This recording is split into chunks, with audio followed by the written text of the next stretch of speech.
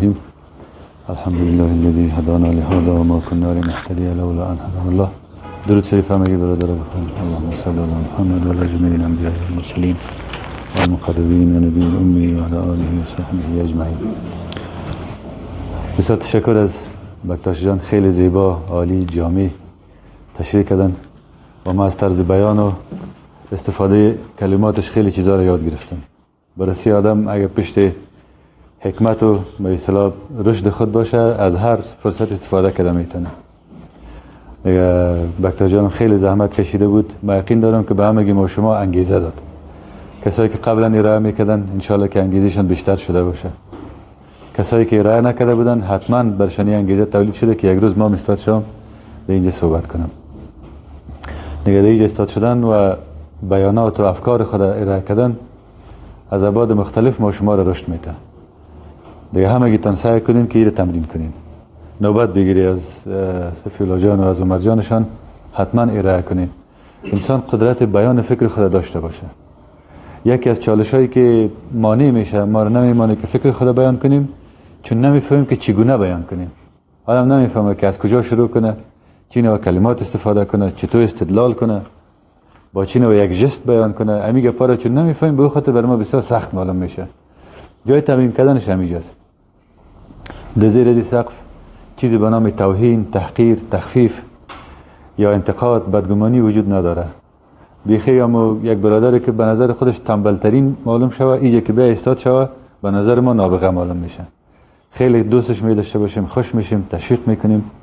احیانا اگه باز کدام مورد برای راهنمایی باشه، عمومی اگه باشه در اینجا میگیم، اگر خصوصی باشه جدا باز به برادرای خود حتما اما مشوره رو انتقال میتیم. ولی کوشش کنین اینه. ما همیشه شاید به بعضی از برادرها قصه کرده باشم که وقتی ما در مکتب بودم و سال اول پانتونم بود، ما از ترس هیچ سوال کردن نمیتونستم و هر باری که بسیار مجبور میشدم سوال کنم، از استاد پرسان کنم، سر ما یک رقم حمله فشار میامد. ضربان قلب آنقدر زیاد میشد که کل چهره‌ام سرخ میگشت. شاید بعضی از همسنشایی که پالیم میشیشتن تکان قلب ما احساس میکنن. بعضی وقتا که ضربان قلب زیاد میشه کل وجود تکان میده. به خاطر از اینکه این حالت به ما پیدا نشه، من سوال نمیکردم تا که بسیار مجبور نشم. یا اگه استاد سوال میکرد جواب نمیدادم تا اینکه مجبور نشم. مجبور تو میشدم که چون یک دو سه سمستر ما اول نمره بودم، دو سمستر اول نمره بودم و در دیگه سمسترام نام مطمئندم و صدر فهرست می بود. باز استاد که پرسان میکرد کی اول نمره، باید جواب میدادی دیگه. اگه جواب نمیدادی میگفت چطور اول نمره شدی سوال جواب داده نمیتونی. از ترس از این بود جواب میدادم، ولی بسیار یک تجربه تلخ می بود به من. باز الحمدلله از وقتی که همین تمرینات و تجربیات شروع کردیم، آلش بسیار عالم مزیر فشار قرار میگیرم، اما بسیار از اون زمان که فشار کمتر است. حال از اینکه که من چطور گپ بزنم، فشار و تشویش زیادم می باشه که از کجا شروع کنم و به کدام شیوه ارائه کنم که همین مافی ضمیر انتقال کنه و برادرای ما به اصطلاح مطلب درک کنن. پس این بسیار خوب است. هم در فهم مطلب خوب است، هم در رشد بعضی ظرفیت‌های پنهانی ما شما خوب است. هر برادر خیلی قابلیت‌ها می داشته باشه، استعداد می داشته باشه، اگر تمرین نکنه استعدادش دست نخورده باقی میمانه. دست نخورده به ایمانه که دیگه رشد نمیکنه، اما تو به اصطلاح در حالت صفری یا در حالت بسیار ابتدایی خود باقی میمانه. هر یکی از برادرای ما، شروع از خردترین برادرها تا آقا صاحب و حاجی صاحب که بزرگتر ما شما باشن، یعنی هر یکی از ما شما را خدای متعال استعدادهای فراوان داده. منتها انسان در طول زندگی خود کل استعدادهای خود رشد نمیده، چون مربی پیدا نمیکنه. خود انسان رشد داده نمیتونه. رشد استعداد بستگی و موجودیت مربی است. اگر پدر انسان متوجه شود، بعضی از حجرات و ظرفیت‌ها را او رشد میده به ما. بعضی از استعدادها را استادای ما شما رشد میدن، در مکتب و در مدرسه و در پانتون، با هر کسی که مواجه باشیم. دیگه بنابراین بعضی قابلیت‌ها را در اینجا ما شما رشد دادن میتونیم که در اجتماع باز او رشد پیدا نمیکنه. از این فرصت بخیر همگیتون استفاده کنیم. بحث خود بکتر جان در اینجا رساند که پیامبر اکرم صلی الله علیه و سلم با استفاده از اونمو کمپلکسی از نصاب تعلیمی تربیتی که داشت، یک اجتماع مرفه انسانی را در پرتو ایمان و یکتاپرستی ساخت. یعنی دو ویژگی کلان داشت توی اجتماع. ویژگی اول ایمان و یکتاپرستی و توحید و خداشناسی بود. انگیزه اصلی زندگی کردن در روی اجتماع، عامل اصلی پیوند بین از انسان ها ایمان به خدا جل جلاله و تقوا و طهارت بود. پیامبر تانست انسان ها را بسازه، یعنی در سرشت انسان ها، در درون انسان ها یا در نهادشان تغییر ایجاد کنه و این تغییر باز در رفتار مردم ظاهر شود. آن قدری تغییر عمیق باشه که انسان ها به خاطر خدا جل جلاله آماده شوند که از مال و جان و از هر چی امکاناتی که دارن تیر شوند. در این حد ایثارگری رسیدن و همچنین در برابر منهیات خدا جل جلاله یا در برابر آنچه که خدا منع کرده بود بسیار قاطعانه با صلابت استاد میشدن. صلابت امیر میگه از آثار ایمان پیدا شدن صلابت در وجود انسان است. نتایج صلابت است که انسان در برابر امر و نهی قاطع می باشه. آنچه که امر باشه بسیار راحت رو پیاده کردن میتونه، آنچه که نهی باشه منع شده باشه راحت از او جلوگیری کردن میتونه. این از آثار ایمان است. دوم، او اجتماع به اساس عدالت و رفاه اجتماعی عیار شده بود. یعنی پیغمبر علیه السلام و همه دعوتگرا در تاریخ دغدغه زندگی و معیشت انسان‌ها را می داشته باشند که چطور انسان‌ها آرام زندگی کنند، چطور رفاه داشته باشند، چطور عدالت باشه در جامعه، کسی جرئت نکنه بالای یک انسان دیگه ظلم کنه، تجاوز کنه و یا حقوق از او را پایمال کنه. چرا پیامبر دغدغه معیشت مردم داشت؟ چون تشویش معیشت یا زندگی یا نیازمندی‌های مادی بزرگترین سد در برابر عبادت خدا جل جلاله است. یادتان است که در درس‌های قبلی ما شما خداوند جل جلاله می‌فرماید بعد از اینکه میگه ما انسان‌ها و جنیات فقط به خاطر عبادت آفریدیم، اتومات به سدود و موانع زندگی اشاره میکنه. میگه ما خلقت الجن والانس الا لیعبدون ما اريد منهم من رزق و ما اريد ان یطعمون ان الله هو الرزاق ذو القوة المتین. بزرگترین سد و مانع در برابر عبادت خدا جل جلاله چیست؟ تشویش‌ها و دغدغه‌های زندگی است. شروع از کمبودی‌های غذایی و کالایی که ما شما می داشته باشیم تا کمبودی‌های رفاهی که در یک اجتماع می باشه. اینیا بزرگترین تشویش‌های بشر است. برن میگه ما از شما روزی نخواستیم که کل عمرتان شما دی تیر میکنین. ما از شما طعام نخواستیم. ما نگفتیم شما برین به ما پول کمایی کنین، پیسه کمایی کنین. خداوند رزاق مطلق است. زمین و آسمان طور عیار کرده که از ابتدای خلقت تا روز قیامت برای همه مخلوقات روزیشان فراهم میکنه. پس پیامبرها به خاطر تحقق از این امر برای بشریت بالفعل نشان میتن. میگن این حرف ده حد شعار نیست، بلکه هرگاه فرمول ها و دساتیر خدا عملی شود در یک جامعه، اما انسان ها ساخته شوند که را تطبیق کنند، الگو ارائه کرده بتانند، عملا تشویش و دغدغه روزی و نیازمندی های مادی مردم رفع میشه. در جامعه عدالت پیاده میشه، رفاه عام میشه، حداقل نیاز مردم رایگان فراهم میشه. از او که اضافه تر باز تلاش کنند. این رسالت پیامبرها اینه بود که همه انسان ها را مانند شاهزاده ها و وزیرا و ثروتمندا زندگی مرفه و آرام برشان نصیب کنند. ماموریت دین این نیست، بلکه ماموریت دین است که حداقل نیاز مادی مردم با کمترین تلاش برشان فراهم میکنه. یک انسان که قناعت کنه به حداقل ضرورت ها، حداقل غذا و اما یک غذایی که مناسب است که برای زندگی کردن و صحتمندی ضرورت است، همچنین لباس و سرپناه و سایر سهولتایی که برای یک زندگی نرمال ضرورت میشه، این حداقل میگن، کمترین حد نرمال. همین مقدار بر مردم رایگان فراهم کردن و میکنن. پس پیامبر علیه السلام هم در روی اجتماعی که ساخت اردوی از این زوایای دین رو جای انعکاس داده بود، هم بحث توحید و خداپرستی و ایمان و هم بحث رفاه معیشتی و عدالت و برادری و برابری. اینا وقتی که ما این را فهمیدیم برای ما معلوم شد که پیامبر امچه یک اجتماع را ساخت. سوال بعدی است که ما فعلا جان اسلام یا ما چرا محروم هستیم از این رقم یک برنامه یا از این رقم یک اجتماع؟ چرا ما مسلمان ها هم از نظر سیاسی و معیشتی و معیشت که میگم منظورم نیازمندی های خوردنوش و ضرورت های روزمره زندگی است، نیازمندی های معاشی و اقتصادی و هم از نظر معنوی و اخلاقی ما به اصطلاح بسیار پسمانده و ضعیف هستیم.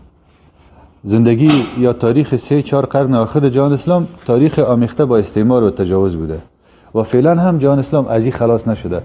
یعنی ما با بدترین اشکال استعمار در طول از 3-4 قرن مواجه شدیم، از تجاوزات فیزیکی گرفته تا تجاوزات فرهنگی و به اصطلاح مداخلات اپراتیفی و استخباراتی که جهان اسلام در خود پیچانده، رقم یک مارواره و همیشه نیش زده میره و ما هیچ فرصت پیدا نکردیم که قامت خود راست کنیم، برای پای خود استاد شیم. تا ضرورت های خود مرفوع کرده بتانیم و اما از عزت و آزادی لازم برخوردار باشیم. و هر از چند گاهی بالای یک بخش از جهان اسلام قتل عام سازمان یافته و جنایات بشری سازمان یافته انجام داده میشه. ما قدرت دفاع از خود نداریم. این جهان اسلام قدرت دفاع از خودش نداره، بجز بعضی یگان تک و تک و حرکات خرد و ریزه و پراگنده‌ای که متفرق صورت میگیره در اینجا اونجا جهان اسلام، موثریت بازدارنده نداره، موثریتی که جلوگیری کرده بتانه و متاسفانه نداریم ما شما در سطح جهان اسلام. این سوال همیشه پیدا میشه. به همین خاطر ما متصل بحث ارکان رسالت انبیا علیهم السلام نیاز و اهمیت دعوت الی الله را بیان میکنیم. میگیم بزرگترین عامل و دلیلی که اونمو سلسله عزت و اقتدار و عدالت و برادری و برابری به مرور زمان ضعیف و ضعیفتر شده رفت و فعلا وجود نداره در سطح عالم جز شعار. اینجا یک از برادرها یادم رفت که کی بود گفتن که شعار هستن، توصیف مانده از صدر اسلام، از صحابه کرام، یا حتی برای ما دوره صحابه کرام و بعد از اونها یک دوره خیالی معلوم میشه که شاید رقم یک چیز واقعیت نداشته باشه، چون ما فعلا درک کردن نمیتونیم حالت از اونها. بزرگترین عاملی که این سلسله به اصطلاح دستاورده و پیشرفته و به مرور زمان تبدیل به یک خیال شده و مسلمان ها باورشون از دست دادن و ای که فعلا ما مسلمان ها نمیتونیم از این حالت ما بیرون شیم، نپرداختن به امر دعوت الی الله است، چنانچه که خداوند جل جلاله توصیه و تاکید میکنه. ما وقتی که بحث دعوت در قرآن شریف تعقیب کنیم میبینیم خداوند جل جلاله دعوت به سوی خدا را مهمترین وظیفه پیامبر و سایر پیامبران عنوان میکنه. اصلا زندگی پیامبران را اگر ما شما در قرآن شریف بخوانیم، زندگیشان سراسر زندگی دعوتگرانه است. از 29 یا 30 پیامبر که در قرآن شریف روایتشان آمده، زندگیشان بیان شده، تمام صحنه های زندگی دعوتگرانیشان گرفته شده، نه عبادات فردیشان که چقدر اینا به اصطلاح سلوک تصوفی و عرفانی داشتن، چقدر نماز میخواندن، چقدر خیرات میدادن، چقدر ذکر میکردن، چقدر تهجد میخواندن، امثال از اینا کار فردیشان خداوند نآورده. فقط جهاد و زندگی دعوتگرانیشان خدا بیان کرده، چون پیامبر یعنی دعوتگر. سایر کاری که انجام میدادن همگی از اونها مقدمات است، همگی از اونها در حقیقت به اصطلاح مراحل ابتدایی است که برای دعوتگری اونا را آماده میساخت. در مورد پیامبر ما هم علیه السلام خداوند جل میفرماید در سوره یوسف، میقل هذه سبیلی ادعو الی الله، قل هذه سبیلی ادعو الی الله على بصیرة انا و من اتبعنی و سبحان الله و ما انا من المشرکین.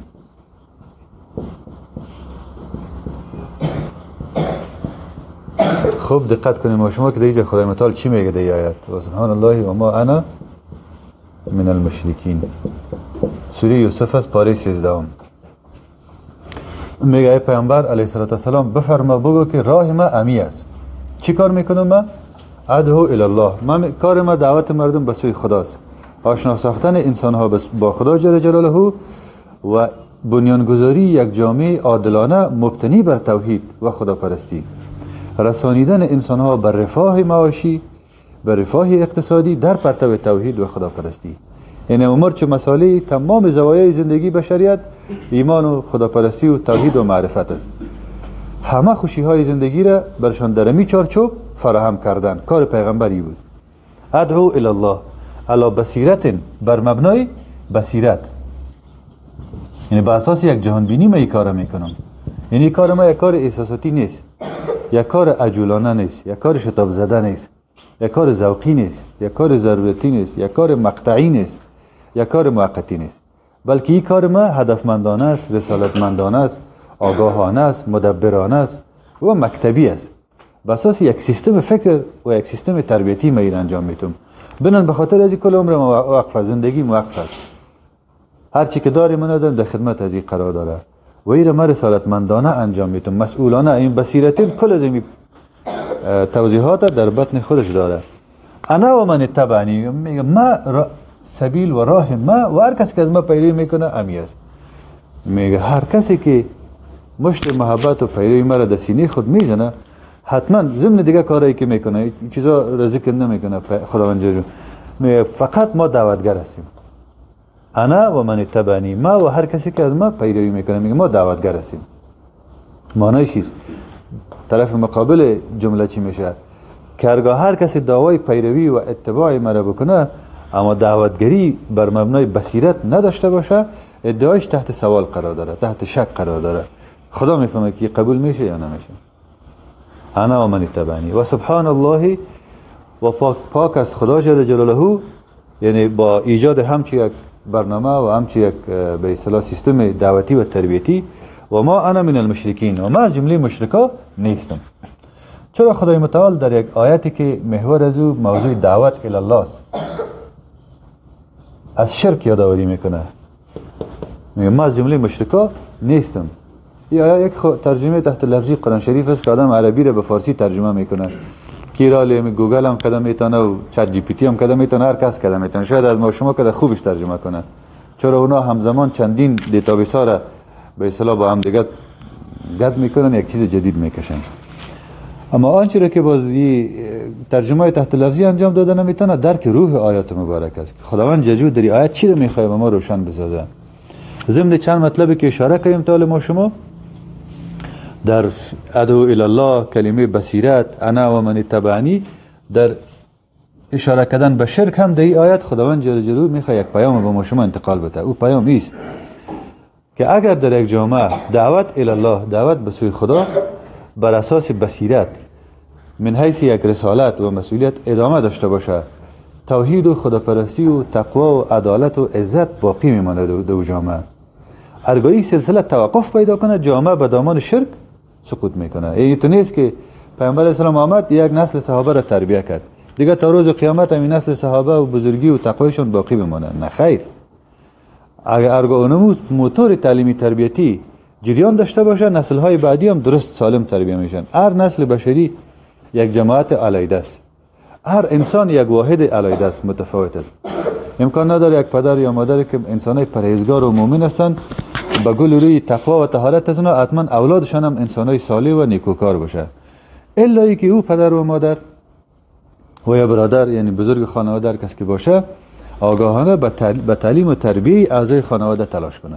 اگر به تعلیم و تربیهشون جداگانه تلاش نشه، ابدا او انسانای صالح به بار نمیاد، بلکه از داخل خانه یک انسان صالح و خداپرست یک انسان مفسد و خبیث بیرون میشه.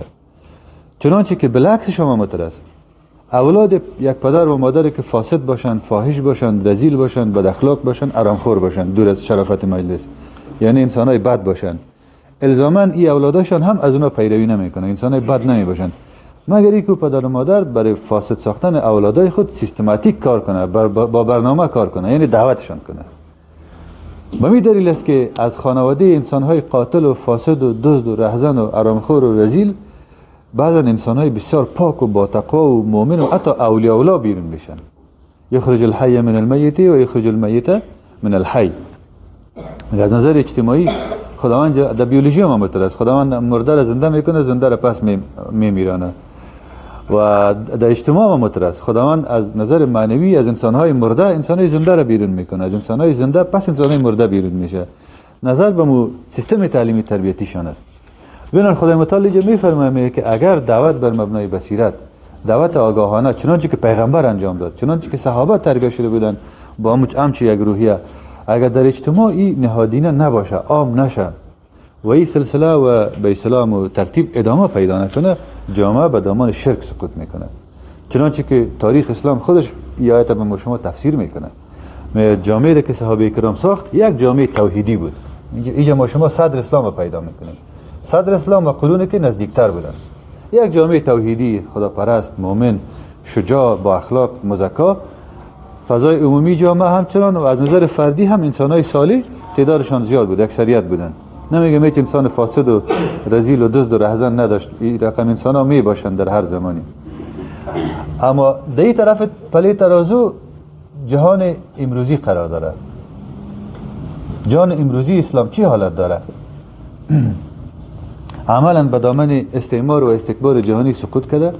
یک جهان مستعمر است، یک جهان فاسد است. اکثریت رهبرای خائن هستند. جواسیس هستن، انسانای مزدور و منافق هستن. خدمت به خلق الله و خدمت به دین خدا و برای خدای در ضمیرشان وجود نداره. گذشته از او در جامعه اسلامی اخلاق و رویه اکثرا اخلاق و رویه اسلامی نیست. ایمانداری و تقوا و طهارت وجود نداره. عدالت میبینی که به ضربین آدم یافته نمیتونه. آن نوع فسادایی که در ذهن ما شما میگرده در جامعه اسلامی پیدا میشه. حتی اقتدار زیاد از مسلمان ها بالفعل میرن اعلان کفر میکنن، اعلان شرک میکنن، اعلان الحاد میکنن. باورها و ترزیدهای الحادی و ماتریالیستی دارن. آیا سقوط به دامن شرک است یا نیست؟ چی شرک خفی باشه چی شرک جلی باشه. شرک خفی خاموس که قلبا مسلمان ها محبتشان با خدا جرجو کاهش پیدا کنند و با مادیات و زندگی دنیا و با فسادها و با خواهشات علاقمندیشان زیاد شد. ایره خدای متعال انداد میگه یا شرک باطنی هستی. و شرک ظاهری و آشکارایش هم همی اعلانای به اصطلاح کفر و بیزاری از دینی که در گوشه و کنار جهان اسلام معلوم بشه و روز به روز هم این حرکت به طرف سقوط ادامه داره. پس نبود دعوت بر مبنای بصیرت جهان اسلام به سقوط امروزی مواجه کرد که ما عملا شرک چی در سلوک و رفتار مسلمان ها چی حتی در اعتقادات مسلمان ها مشاهده کرده میتونیم. پس باید قبول کنیم که خدای متعال چرا در آیت مبارکه بحث شرک به دنبال دعوتگری میاره. در دیگه آیت مبارکه خداوند جل جلاله ایره توضیح میده، میفرماید میگه و من احسن قولا ممن دعا الى الله و عمل صالحا. این نشته میکنم براتون. میگه و من احسن قولا ممن دعا الى الله و عمل صالحا و قال اننی من المسلمین. خدای متعال میفرماید میگه کی زیباترین گپ داره، یعنی کدام گپ از دعوت به سوی خدا که زیباتر است. معنیش است که دعوت به سوی خدا زیباترین و پاکترین و کاملترین سخن نزد خدا جل جلاله است.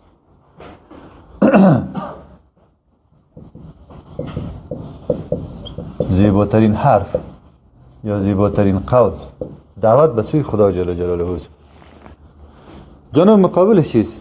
جانب مقابلش چیست که کسی به سوی خدا دعوت میکنه، دعوت الی الله میکنه، او باید زیباترین حرف و زیباترین قول و سخن داشته باشه، عالی ترین اندیشه را باید داشته باشه.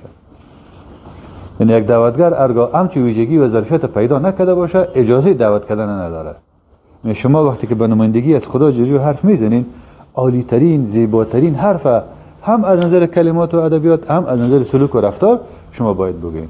یعنی در این زیبایی ظاهری و باطنی هر دوش نهفته است. پس آیات آدم به اصطلاح هر دو طرفه تحلیل کنه. یکی خو حالت ایجابیش است، زیباترین حرف و سخن اما کلمه یا حرف است که به خاطر دعوت الی الله گفته میشه. طرف مقابل چیز که کسی که دعوت الی الله میکنه باید زیباترین حرف و سخن داشته باشه، کاملترین گپ زده بتونه. و باز بعد از اینکه حرف زیبا، اندیشه عالی داشته باشه، عمل صالح بکنه، الگو ارائه کنه. یعنی دومین ویژگی یک دعوتگر ارائه کردن چی است؟ ارائه کردن الگوست. میگه شما باید در اخلاق و رفتارتون آنچه زیباترین حرفی را که میگین باید در کاملترین الگوی رفتاری او را ارائه کرده بتونین، انعکاس داده بتونین. بعد از باز اجازه دارین که بگین به مردم و قال اننی من المسلمین. باز میگه شعار بتین. شعار دادن باید که دو شرط پورا شود. اول حرف و ایدئولوژی و مکتب فکری بسیار بلند، دوم سلوک و رفتار و اخلاقی بسیار عالی. بعد از باز بگین که اننی من المسلمین. معنیش است که دعوتگر به سوی خدا یا دعوتگر مورد تایید خدا جل کسی است که مردم اجتماع با شنیدن گفتار از او و با دیدن رفتار از او جذب شوند به دین، جذب شوند به طرف خدا جل جلاله. اونا به حقیقت متوجه شوند که این انسانی که از خدا حرف میزنه و به نام خدا حرف میزنه و اخلاق و رفتارش این چنینی است، این انسان متفاوت است. کسی که با خدا ارتباط داشته باشه یک انسان متفاوت می باشه. کسی که از خدا بگه یک انسان متفاوت می باشه. باز در این صورت میگه دعوتگری شما جاذبه پیدا کرده میتونه. پس کاملترین و بهترین حرف خدا جل چی میگه؟ دعوت الی الله. چنانچه که کاملترین رسالت پیامبر اکرم صلی الله علیه و سلم در دعوت الی الله خلاصه میکنه. و باز میگه که بر مبنای بصیرت یا یک اندیشه و جهان بینی باید باشه.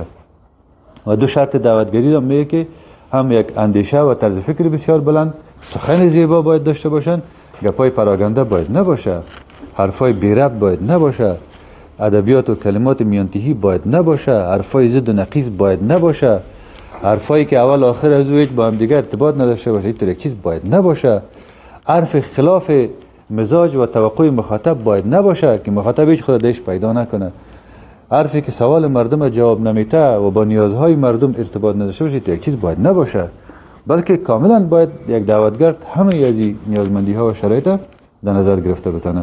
بعد از باز سبب تغییر در اذهان و رفتار مردم شده میتونه. و قال اننی من المسلمین، بعد از باز اجازه شعار دادن میگه دارین شما.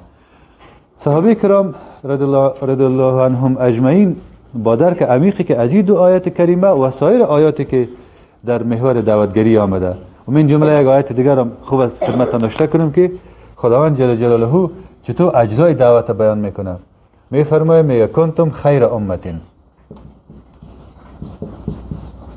اخرجت للناس تأمرون بالمعروف و تنهون عن المنکر و تؤمنون بالله. کنتم خیر امت اخرجت للناس، این سوره آل عمران آمده اگه اشتباه نکنم. خداوند جل جلاله میفرماید میگه کنتم، شما بهترین امت هستین. خوب به این واژه دقت کنین برادرها. در اوجا هذه سبیلی دعوت الی الله بصیرت انا و من اتبعنی و ارتباط ازو با شرک. در اینجا احسن القول دعوت الی الله باز ارائه الگوی صالح و شعار اسلامیت. در اینجا خدای متعال میگه کنتم خیر امتین، شما بهترین امت ها هستین، بهترین جماعت به نزد پروردگارتان هستین. این یک امتیاز بسیار بزرگ است از نظر تاریخی. اخرجت للناس که شما به اصطلاح بیرون ساخته شدین یا فرستاده شدین به خاطر مردم، یعنی شما وظیفه دار هستین که امی پیام را که از پیامبر گرفتین، امی رسالت را که شما درک کردین برای مردم باید برسانین. چرا پیامبر اکرم صلی الله علیه و خود دعوت خود از مکه شریف آغاز کرد و تا آخر حیاتشان تا سرحدات حجاز رساند. بعد از دیگه این رسالت باید در کشورهای مجاور حجاز به دیگه قاره ها و بر اعظم ها باید برسانند. این کار کی باید بکنه؟ این کار باید صحابه کرام و نسل های بعدی انجام بدن، چنانچه که صحابه کرام تا یک حدودی را انجام دادن، اما نسل های بعدی دیگه باز به این رسالت عمل نکردن. متاسفانه متوقف شدی، چرخ دعوت الی الله و هدایت و گسترش دین توقف پیدا کرد. به همین خاطر است که ما شما امروز تقریبا 75% نفوس روی زمین میبینیم که مسلمان نیستن. 25% یعنی مسلمان ها با همه اختلافاتی که دارن، همه اختلافات اعتقادی و فقهی و خلاصه سیاسی و قومی و جغرافیایی و هزارها رقم عیب و علت که هست، همه اینا رو در بست آدم مسلمان قبول کنه 2 میلیارد نفر، بازم امی قوم نامتجانس 25% نفوس روی زمین تشکیل میده. از 8 میلیارد 2 میلیارد 75% غیر مسلمان است. پس خدای متعال میگه شما اخرجت للناس هستین، به خاطر مردم فرستاده شده که این رسالت تا از قاف تا قاف جهان برسانین، و همه گوشه و کنار زمین باید برسانین. کار شما می است. چطور برسانین؟ تأمرون بالمعروف. این وقتی که به تأمرون بالمعروف و تنهون عن المنکر و تؤمنون بالله در ادبیات عربی وقتی که فعل به صیغه مضارع بیه او استمرار نشان میده. شما به طور مستمر، به طور پیهم، دم دم همیشه شما مردم به طرف معروف امر میکنین میگه به معروف، و تنهون و به طور پیگیر و همیشه منع میکنین، نهی میکنین از منکر، و همیشه شما ایمان میارین، دم آدم ایمان میارین به خدا جل جلاله. این حال امر به معروف کردن به چی معناست؟ معروف به یک پدیده آشنا و شناخته گفته میشه. یکی است که امر به معروف و نهی از منکر در دور کردن یگان چیز مضر از راه و دادن یک پارچه نان یا یک به اصطلاح پنجروانی دعوانی خیرات و اینا ما در جامعه تفسیر کنیم. یکی است که از زاویه ادبیات قرآن عظیم شان ایره ما شما مطالعه کنیم. در اونجا باز پیدا میکنیم که بزرگترین معروف بحث معرفت خدا جل جلاله است. یعنی مسئله توحید است، موضوع ایمان است، جاری نگه داشتن از این چرخه شناخت خدا، معرفت خدا، آشنایی مردم با خدا و توحید. بزرگترین معروف مسئله تزکیه انسان است که انسان ها خودشان بسازن و تربیه شوند و جلو فساد و رذالت خود گرفته بتانند. بزرگترین معروف آزادی و استقلال یک ملت است. به تعقیب از او مهمترین معروف مسئله عدالت است، موضوع رفاه اجتماعی است. صحیح است؟ و به می ترتیب سایر به اصطلاح معروفاتی که در شریعت آمده ایره ادامه میتین. این از بالا و پایین بزرگترین معروفات این هستند. میگه شما فرستاده شدین به خاطر مردم تا به تدریج و به اساس اولویت اینی معروفات به جهان بشریت آشنا کنین، بسازین، خدا را برشان معرفی کنین، خودشان را برشان معرفی کنین، تربیتشان کنین، عدالت برشان بشناسانی، برادری و برابری را تطبیق کنین، رفاه ایجاد کنین، نظم ایجاد کنین، شریعت تطبیق کنین. همه از اینا دمی سلسله باز میه. همه نیکویی هایی که خدای متعال امر کرده، شروع از توحید و خداشناسی و خداپرستی، ختمش تا کوچکترین معروفی که میگه تبسمی که در برابر یک برادر مسلمان میکنی صدقه است. حالا نباید دین راست از اونجا شروع کنه. شروع دین از اونجا نیست، یک بخش بسیار کوچکی دین است. شروع دین از بحث توحید و ایمان و خداپرستی و عدالت و آزادی و برادری و برابری است. همچنان شما نهی میکنی از منکر. منکر باز هم از دمی دایره بزرگ قرآنی باید تعریف شود. نه ای که آدم به اصطلاح بعد مسائل بسیار خرد و ریزی که اونا هم منکرات هستند، اما ریشه نیست، اصل گپ نیست. بزرگترین منکر باز هم نقطه مقابل ازی شرک است، کفر است، نفاق است، ظلم است، تجاوز است، صحیح است، اسارت است، بی‌عدالتی است. بزرگترین منکر فقر است. خب به همین ترتیب دیگه شما باز برین پیش برین سایر رذالت ها و فساد هایی که منع شده در دین و در شریعت، همه از اینا منکرات هستند، منهیات هستند. شما میگه از منکرات باید منع کنید. انسان ها را از شرک و کفر و از تمام از این صفات زشت و غیر انسانی شما پاک بسازید، نجاتشان بدین. بارزی که کارا را انجام دادین، ایمانتان مورد تایید خدا جل جلاله قرار میگیره. باز میگه شما دم ایمانتان باز تجدید کرده برید، تازه کرده برید. و سوم یاد میکنه خدا ایمانه، در حالی که در آغاز هم خطاب خداوند جل جلاله جماعت صحابه کرام است، مؤمنین است. اینجا کنتم که میگه خطابش کی است؟ خطاب به مؤمنان است، مؤمنان صدر اسلام و ما بعد از اونها همه مؤمنین. خطاب به مؤمنین است، ماموریت برشان میته. بارز دوباره میگه شما ایمان بیاری به خدا جل جلاله. میگه ایمانتان این کارا را انجام بدین، باز ایمانتان مورد تایید قرار میگیره. تو نمیشه تنها یک اعتراف کنین، اقرار کنین، خیر و خلاص مشکل حل شد. احسب الناس ان یترکوا ان یقولوا آمنا و هم لا یفتنون. آیا میگه مردم گمان میکنن که به قدر که اقرار و اعتراف به کلمه لا اله الا الله کردن ترکشان میکنیم و از اینا در فتنه و ابتلا نمیفتن، اینا را آزمایش نمیکنیم؟ میگه ولقد فتنا الذين من قبلهم فليعلمن الله الذين صدقوا وليعلمن الكاذبين. قبل از شما میگه کل نسل ها را ما آزمایش کردیم. دو تا قسم میخوره خداوند، فليعلمن الله که میگه هم لام دیگه قسم است، هم نون تاکیدی که میگه، هر دو تا ازی قسم از در ادبیات عربی میگه، دو بار قسم میخوره. حتما میگه خدای متعال معلوم میکنه کسایی که راست میگن و کسایی که دروغ میگن. معنی چیزی که در بین مدعیان یک تعدادشان مدعیان صادق هستند، یک تعدادشان مدعیان کاذب هستند، به دروغ یک پاره ادعا میکنن، لاف میزنن. پس خدای متعال به صحابه کرام و به کل مؤمنین میگه شما بهترین مردم هستین به خاطر انصاف. این دیگه انسانا ناس که در ادبیات قرآنی میگه منظورش جماعت غیر مسلمان هاست. غیر دیگه چرا یک دایره از مؤمنین پیامبر تربیت کرد ولی یک جماعت بزرگ دیگه باقی ماند که حالا اونم جماعت دست کم فعلا 6 میلیارد نفر است. 2 میلیارد هم گفتم کلش با همه کیفیت ها و امراض ما شما قبول کنیم، چشم پوشی کنیم، بگیم برو کل مسلمان از نظر جغرافیایی مسلمان. اینی مردم ناس میگه خداوند میگه شما به خاطر این ناس غم از اونها رو باید بخورین، چون دیگه پیغمبر فرستاده نمیشه. شما رسالت پیغمبر رو باید ادامه بدین، انتقال بدین، هدایت الهی و پیغمبر علیه السلام علما و عملا باید انتقال بدین. علما باید بالاترین اندیشه و طرز فکر، کاملترین حرف، زیباترین حرف از شما باشه. عملا باید بهترین الگو را شما ارائه کنین در همه عرصه ها.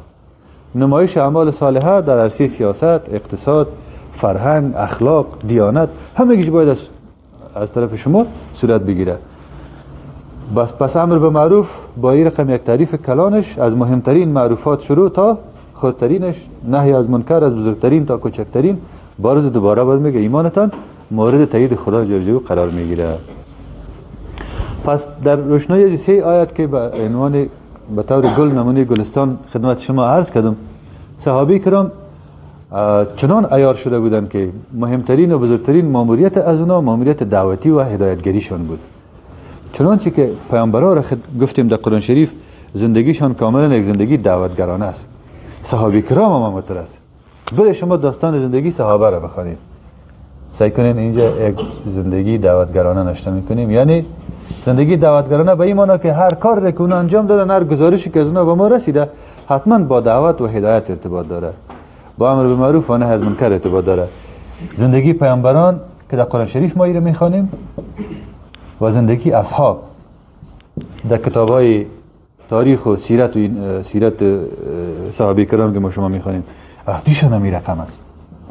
پیامبران انسانهای کاملا بیقرار و ناآرام و شب و روز سرگردان به دنبال هدایت بشریت. صحابه کرام انسانهای بیقرار و ناآرام و جگرخون و زحمتکش و سرگردان به خاطر هدایت بشریت. این تیپ زندگی داشتن. و شما کسایی که رفتن عربستان سعودی میبینیم که از تقریبا 100,000 صحابه کرام 1,000 صحابی را قبرش شما در حجاز یافته نمیتونین. یک چند صد تا مرقد است در جنت البقیه و جنت المعلا و بعض جای دیگه، بس خلاص دیگه مرقد صحابی وجود نداره، یا از بین رفته یا نیست در حجاز، در دیگه کشورها در دیگه شهرها دفن شدن. از کابل ما شما گرفته که شهدای سالین و شاهد شمشیره تا چین تا بسیار کشورهای دور دیگه است. فقط هم صحابی هر جایی که انسان پیدا کرده، هر جایی که سرزمین بوده، جغرافیا بوده، مخاطب داشته، خود رفته رسانده و این رسالت پیامبر و هدایت خدا جل جلاله در اونجا رسانده بر اساس اینی آیات مبارکه. به نمایندگی از پیغمبر به عنوان کسی که اعلان اسلامیت باید بکنه و به عنوان یک عضو از خیر امت، بهترین امت رفته خدا رسانده تا ای که در اونجا کاملا فنا شده یا شهید شده، زندگیش به پایان رسیده. پس بسیار یک تناسب عجیب و غریب است که امور روحیه و احساس را که پیامبران علیهم السلام در تاریخ داشتن، پیامبر اکرم صلی الله علیه و سلم این روحیه و انگیزه و انرژی را در وجود صحابه کرام ایجاد کرده بود و اینا هم بزرگترین آرزو و بزرگترین هدف و بزرگترین دغدغه قلبیشان هدایت مردم و آشناییشان با خدا جل جلاله بوده. در عین حالی که صحابه کرام بزرگترین ذاکر، بزرگترین عابد، بهترین زاهد و انسانهای ریاضتکش بودن، او مسائلشان رو قدر در داستانها نمیاد، در قصه‌هایشان نمیاد. حتی آگادم بخونه زندگیشان فکر میکنیم که صحابه همیشه شمشیر به دست، سر اسب شیشتگی، قرآن شریف هم در زیر بغلشان میرن به مردم تدریس میکنن، دعوت میکنن و در جایی که مخالف پیدا شد سرکشی کردن مردم، جهاد میکنن روشن. این رقم دیگه ابعاد زندگیشان و قدر ما در تاریخ خوانده نمیتونیم چون گزارش نشده، در حالی که همه کارهای چاربودی را صحابه کرام انجام میدادن. پس با هم چه یک روحیه بود که صحابه کرام تانستن جهان فتح کنن و پیام خدا را برشان برسانن و امور رقم یک نظام بسازن. بعد از اونا به مرور زمان این دعوت با هم چه یک محتوا و با هم چه یک به اصطلاح عمق در جهان اسلام کمرنگ شده رفته. تجزیه شد این مقوله دعوت.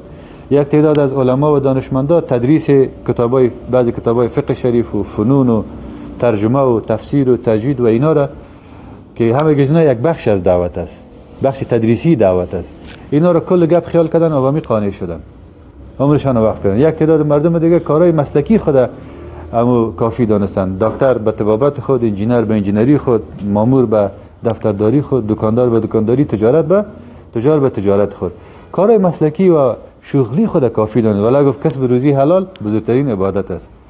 قبول است که کسب روزی حلال عبادت است، ولی آیا مسئولیت ما با مقدار عبادت خلاص میشه یا نه؟ خیر، ما دیگه کارا رو باید انجام بدیم تا به درجات عالی تر برسیم و از طرف دیگه جامعه خودم رشد داده بتونیم، جلو سقوط جامعه رو بگیریم. اگر کس با این رقم روحیه ها و انگیزه های فردی زندگی کنه، جامعه سقوط میکنه و به دامن شرک سقوط میکنه، از بین میره. پس این رقم یک تجدید که در جهان اسلام عام شد، هم از داخل متاسفانه هم از بیرون، دست درازی دشمنای اسلام، تجاوزات، استعمارگری ها با پروپاگاند و تبلیغات. این سبب شد که چرخ دعوت بر مبنای بصیرت از متن اجتماع اسلامی کشیده شود. بجز یک تعدادی از دعوتگرا و اولیای خدا رقم سید جمال الدین افغان و قبل از او و بعد از اونا که اینا به اسلامی هم غم داشتن، ولی متاسفانه تلاشای از اونا عام و همه شمول نشد که با کل جهان اسلام برسه و یک تعداد زیاد مردم این حقیقت درک کرده بتونن تا که گپ میرسه به زمان ما شما. پس بزرگترین عامل سقوط ای که ما او رقم یک به اصطلاح پیروزی و عظمت نگاه کردن نتونستیم و امروز ما خود از این حالت نجات داده نمیتونیم، نپرداختن به فریضه دعوت الی الله با او محتوایی است که خدا و پیغمبرش و صحابه کرام و اولیاء الله او را درک کرده بودند و ما شما تدریس کردند و انتقال دادن دعوت به یک کار بسیار به اصطلاح فرعی، به یک کار ضمنی و به یک بخشی از مسائل امور دین. چنانچه که در زندگی خود ما شما گفتیم نمونه های ازیر عملا و بالفعل میبینیم. پس آل راه حلش چیست؟ آل راه حلش است که ما دوباره امی انگیزه و روحیه را پیدا کنیم که قدم اولش آگاهی است، قدم اولش درک از این حقیقت است. در پرتو 3 آیات مبارکه و گزارشات تاریخی که خدمت شما عرض کردیم و داستانایی که در قرآن شریف وجود داره و مقایسه‌ای که بین زندگی پیامبران و صحابه کرام ما شما داشتیم، میتونیم یک تصویر روشن‌تر از این قضیه را به دست بیاریم و خود قانع بسازیم که هر یک از ما شماها ضمن دیگه مسئولیت‌ها و مشغله‌هایی که داریم تا وقتی که مسئولیت خود به عنوان یک دعوتگر به اصطلاح رفع کردن نتونیم، انجام دادن نتونیم، پیش خدا و پیش خلق خدا کامیاب شده نمیتونیم. اگر ما این مسئولیت خود باز انجام بدیم و به خاطر از این آمادگی لازم خدا داشته باشیم، خدای متعال چنانچه که به نسل صحابه به پیامبرا افتخارات بزرگ تاریخی را نصیب کرده بود، برای ما شما هم افتخارات بزرگ تاریخی را نصیب میکنه و این وعده قطعی خدا جل جلاله است. اول وقتی که گپ به این نقطه میرسه، سوال بعدی است که ما چگونه میتونیم یک دعوتگر خوب شیم؟ حالا خو مردمی که مطالعه دارن، معلومات دینی دارن زیاد هستن اما دعوتگر نیستن. دعوتگر چطور تربیت میشه، چطور ساخته میشه؟ با ما کدام مهارت ها را به دست بیاریم و کدام پیام ها را درک کنیم تا درست دعوت کرده بتونیم، دیگران را تغییر داده بتونیم و یک نقش موثر داشته باشیم. این بحث است که در زیر عنوان بینش اسلامی یا جهان بینی اسلامی ان شاء الله هفته آینده